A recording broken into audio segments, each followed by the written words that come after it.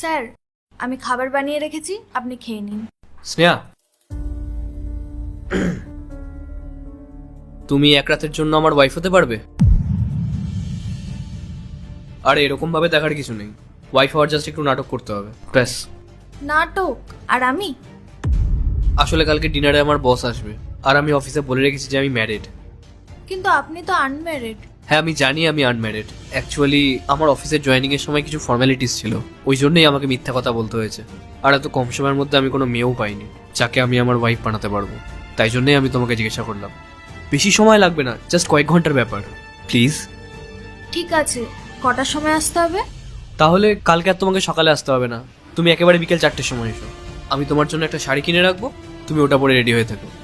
আর হ্যাঁ, তোমাকে দেখতে যেন খুব সুন্দর লাগে, একদম আমার ওয়াইফের মতো, ঠিক আছে? ঠিক আছে। আসুন আসুন Rohan sir. Sir, this is my house. কেমন লাগলো? সুন্দর, খুব সুন্দর।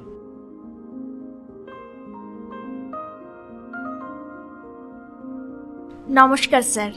নমস্কার। Your wife? Yes sir, she is my wife, Sneha.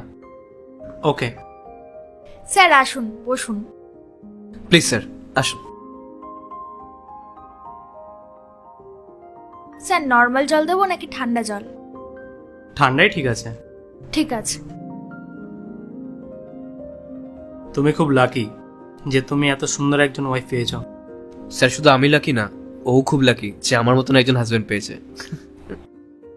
Sir জল। খাবার রেডি, খেয়ে নাও। স্যার তাহলে চলো ডিনারটা করে নি। হ্যাঁ চলো, খিদেও পেয়েছে। আসুন স্যার। তাহলে মিসেস স্নেহা, কি করেন আপনি? আরে আস্তে আস্তে।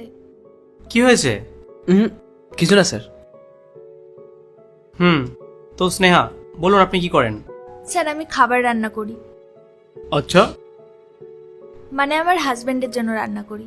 আরে ওই যে বলে না, হাজবেন্ডের মনে পৌঁছানোর রাস্তা পেট থেকে শুরু হয়। বাহ, খুব ভালো। আমার ওয়াইফও খুব ভালো খাবার বানায়। আর কিছু নেবেন স্যার?